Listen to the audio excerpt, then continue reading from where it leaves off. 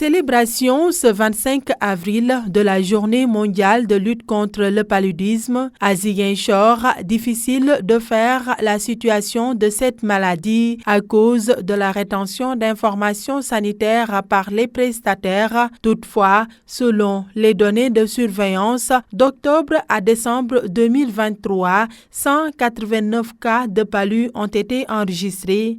Notre difficulté actuellement, c'est que depuis octobre 2022, les prestataires sont en rétention d'informations sanitaires, ce qui fait que nous ne disposons pas de données par rapport à tous les programmes.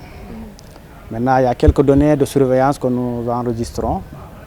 Donc pour dire que pour le trimestre 4 de 2023, donc octobre à décembre, nous avons quand même enregistré 189 cas de paludisme dans tout le district, ce qui paraît pas beaucoup rapporté à la population.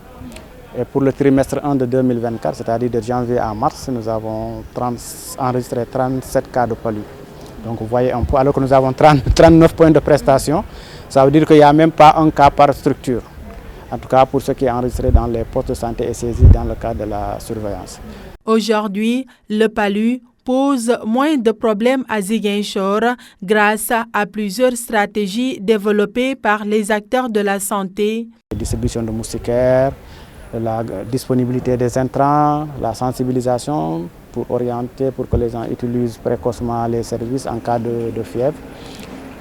Tout ça permet de dépister et puis de traiter et rompre la transmission. Donc je pense que c'est ces résultats qui sont, ces activités qui sont en train en tout cas, donner leur impact au niveau de la communauté. À 2 mois de la saison des pluies, période pendant laquelle l'on assiste à une recrudescence des cas de paludisme, le médecin-chef du district sanitaire de Ziguinchor livre des mesures préventives. C'est toujours sensibiliser les populations sur l'utilisation de la moustiquaire imprégnée à longue durée d'action, parce que c'est une stratégie efficace et je pense que nous avions un très bon taux de disponibilité des moustiquaires au niveau des ménages. Mais aussi il y a la distribution de routine qui continue, c'est-à-dire qu'un enfant de 0,5 ans, quand il vient pour la vaccination ou pour un service quelconque, on lui donne une moustiquaire. Les femmes enceintes, premier contact, on leur donne des moustiquaires. Tout ça, c'est pour vraiment rendre disponible la moustiquaire au niveau des ménages. Maintenant, l'autre défi, c'est vraiment l'utilisation de ces moustiquaires par les populations.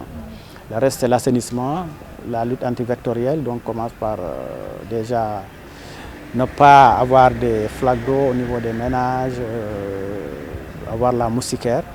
Et maintenant, en cas de fièvre, c'est consulter le plus rapidement possible. Le TDR est gratuit. Si le TDR est positif, le traitement aussi il est gratuit. Et donc, ça nous permet tout de suite de rompre la transmission au niveau des familles et du coup réduire l'incidence des cas de palu dans la zone. A rappeler qu'en 2022, on estime à 249 millions le nombre de cas de paludisme et 608 000 le nombre de décès dus au paludisme dans 85 pays dans le monde.